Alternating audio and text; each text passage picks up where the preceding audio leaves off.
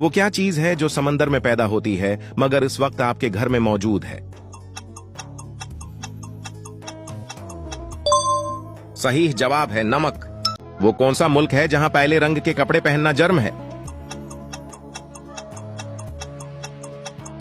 सही जवाब है मलाइशिया।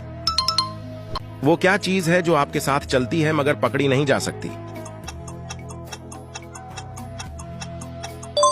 सही जवाब है साया। वो क्या चीज है जो करेले और नीम से भी ज्यादा कड़वी है? सही जवाब है सच। वो कौन सा इंसान है जिसको खराब सेहत से फायदा होता है?